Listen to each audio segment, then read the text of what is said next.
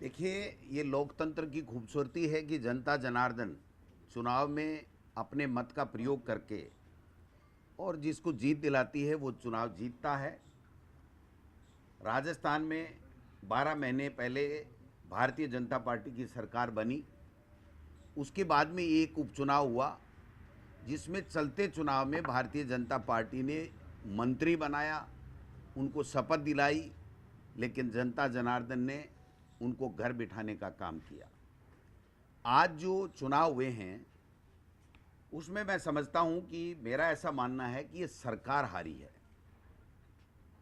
भले ही बीजेपी के कैंडिडेट ज़्यादा जीते हैं, मैं स्वीकार करता हूं, लेकिन सरकार हार गई, क्योंकि जिस दोषा में किरोड़ी लाल जी की प्रतिष्ठा का सवाल, टिकट के लिए 3-4 महीने से उन्होंने आटी पार्टी ले रखी थी, वो कैबिनेट में शामिल नहीं हो रहे थे, इस्तीफा दे रखा था, और फिर पूरे उपचुनाव में उन्होंने एक दिन भी दूसरी जगह प्रचार नहीं किया, केवल और केवल दोसा संभाला।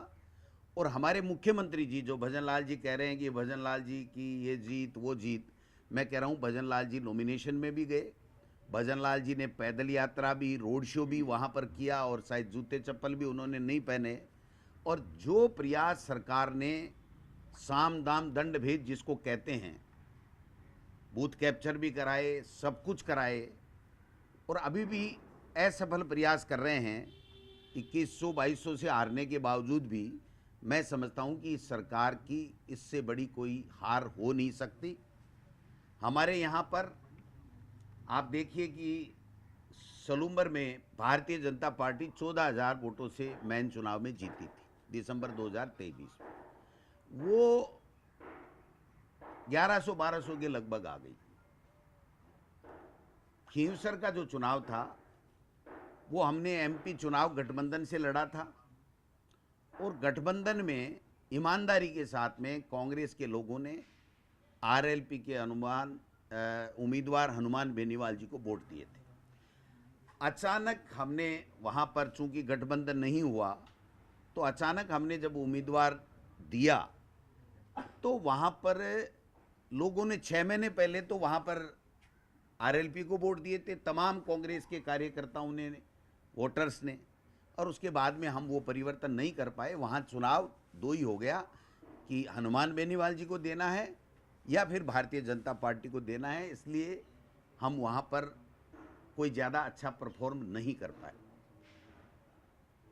हमारे रामगढ़ में अच्छा चुनाव लड़ा हमने, हालांकि जो अभी समाचार आ रहे हैं अधिकृत तो नहीं हुई, लेकिन उसमें भी कांग्रेस पार्टी पीछे है। झुंझुनू और देवली उनियारा, ये हमारे लिए मैं समझता हूँ कि एक चिंता का विषय भी है, और हमको इसमें मनन करेंगे, मंथन करेंगे कि इस तरीके से किस तरीके से परिणाम आए। 2 निर्दलीय चुनाव लड़े, वो भी एक कारण रहा, लेकिन कहीं न कहीं उसमें हमें गंभीरता के साथ में मनन मंथन करने की आवश्यकता है, क्योंकि हमारे पास में जो मेन चुनाव थे उसमें जो चुनाव जीते हुए थे 4 जगह, झुंझुनू, देवली उनियारा और दौसा, वो तीनों एमपी बन गए। तो हमारे 1 नंबर के जो लीडर थे वो तीनों के तीनों एमपी बन गए।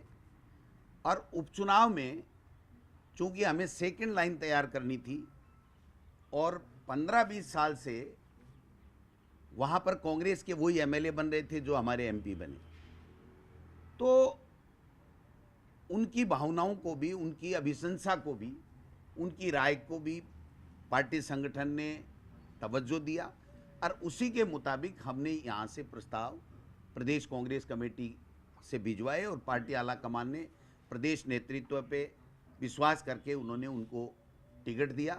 लेकिन मैं समझता हूँ कि ये हमारे लिए गंभीर विषय भी है, चिंता का विषय भी है कि इन दोनों सीटों के ऊपर हम वो नहीं कर पाए जो हमें जीतनी चाहिए थी, हम नहीं जीत पाए। 11 सीटें एमपी की हम चुनाव जीते, सबने मिलकर काम किया, और इस चुनाव में भी हमने सबने मिलकर के काम किया। मैं किसी की कोई कमी बत्ती यहाँ गिनाने के लिए नहीं बैठा हूँ। मैं तो पार्टी का प्रदेश अध्यक्ष हूँ, तो मैं स्वयं ही अपनी जिम्मेदारी लेता हूँ कि हम और कैसे बेहतर कैंडिडेट दे सकते थे या और कैसे बेहतर चुनाव लड़ सकते थे। इस दिशा में अब आगे संगठन को मजबूत करके हमको किस तरीके से काम करना है वो चीज़ें हम लोग देखेंगे। लेकिन ये जो भारतीय जनता पार्टी के नेता बड़ी बड़ी बातें करके मदन राठौड़ साहब जो कर रहे हैं, प्रेस कॉन्फ्रेंस कर रहे हैं, उन्हीं का कैंडिडेट उन्हीं के ऊपर आरोप लगा रहा है कि सरकार में बैठे हुए लोगों ने एक कैबिनेट मंत्री के भाई को चुनाव हराया। उनके बयान बोल रहा हूं मैं, दूसरे के बयान नहीं बोल रहा हूं। तो ये जो लड़ाई है, ये जो बातें हैं, कितनी सत्यता है कितनी नहीं सत्यता है, हमारे कार्यकर्ताओं ने जी तोड़ मेहनत की और 2 साल के अंदर हम चुनाव जीते हैं, जीत गए हैं। ये चाहे कितने भी रिकाउंटिंग की या असफल प्रयास कर लें, ये इसमें कामयाब नहीं होंगे, ये मैं निवेदन करना चाहता हूं। तो ये 2 चीज़ें थी। 84 में 70,000 से जीते थे, 23,000 पे आ गए।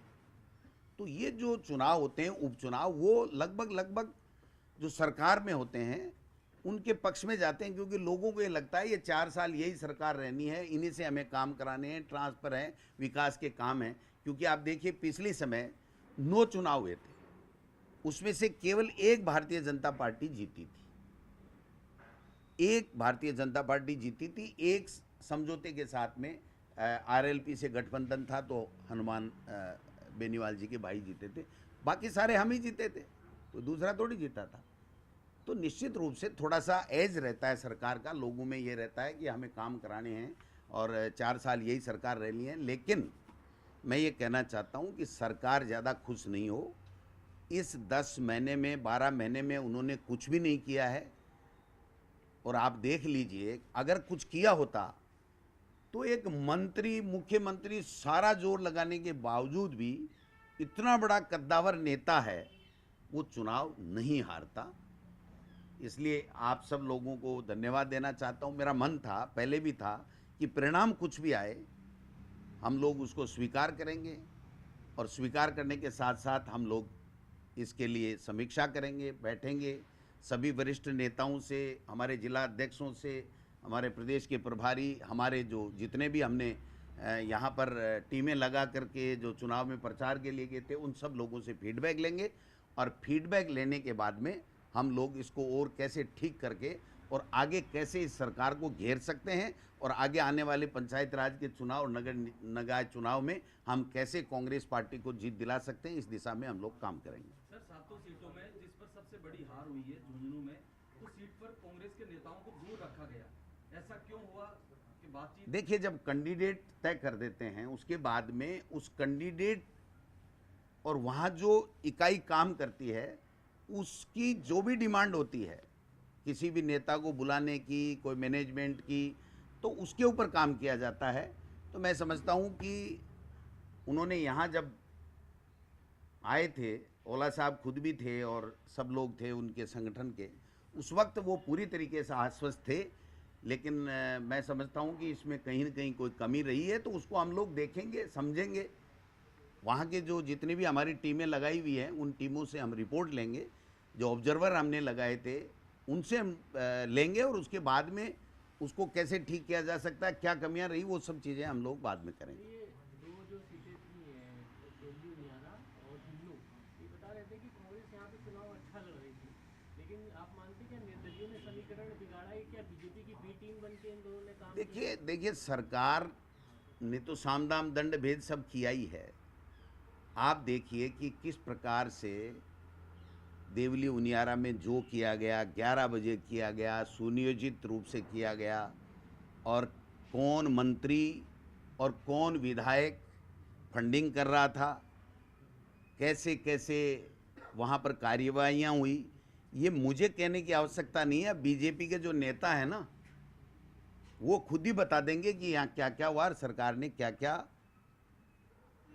अन्यथा हथियार काम में लिए इस चुनाव को जीतने के लिए। थैंक यू, नमस्कार। ठीक है वैसे, धन्यवाद। बहुत बढ़िया।